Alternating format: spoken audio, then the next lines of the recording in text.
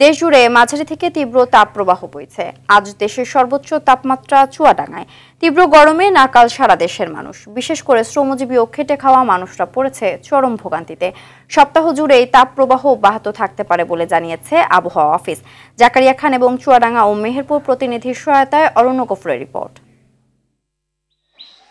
ঢাকা, ময়মনসিংহ, চট্টগ্রাম ও বরিশাল বিভাগের ওপর দিয়ে বয়ে যাচ্ছে মাঝারি তাপপ্রবাহ। কয়েকদিন ধরে নেই বৃষ্টির দেখা। ইট পাথরের ঢাকা নগরীতে এমনিতেই স্বাভাবিকের চেয়ে তাপমাত্রার অনুভূতি থাকে বেশি। সেখানে 39-40 ডিগ্রি তাপমাত্রায় নাকাল রাজধানীবাসী। সড়কে নামা মানুষেরা ব্যাকুল একটু ছায়ার সন্ধানে। কষ্ট হলো, ডিউটিতে করা লাগবে ভাই। গরমে গায়ে না যাইতেছে, শরীর অসুস্থ হয়ে যাইতেছে, শরীর দুর্বল লাগে। গরমে এতো বাড়িতে হওয়া এমনি মনে করেন বাসাত গিয়া থাই।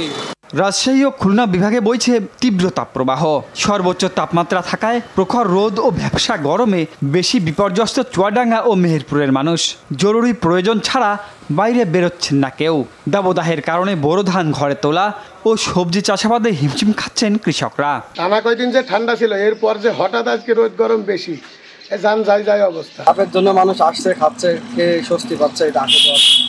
ঘরে বাইরে অস্বস্তির মধ্যে স্বস্তির খবর নেই আবহাওয়া অফিসেও। এই সপ্তাহে বৃষ্টির কোনো সম্ভাবনা দেখছেন না আবহাওয়াবিদরা। পূর্বাভাস বলছে প্রথমে তাপমাত্রা কমবে দেশের উত্তর পূর্বাঞ্চলে। তাপমাত্রা কিছুটা কমে আসবে, কিন্তু তাপপ্রবাহ মুক্ত হবে না। মুক্ত হইতে হতে কয়েকটা দিন সময় লাগতে পারে। তবে 14-15 তারিখের দিকে আমরা আশা করি যে অনেক জায়গায় হয়তো তাপপ্রবাহ মুক্ত হয়ে যেতে পারে। সপ্তাহান্তে কয়েকদিন বৃষ্টির শীতলতার পর চলতি মাসের শেষ নাগাদ আবারও বাড়তে পারে গরমের তীব্রতা। অরণ্য গফুর, RTV, ঢাকা।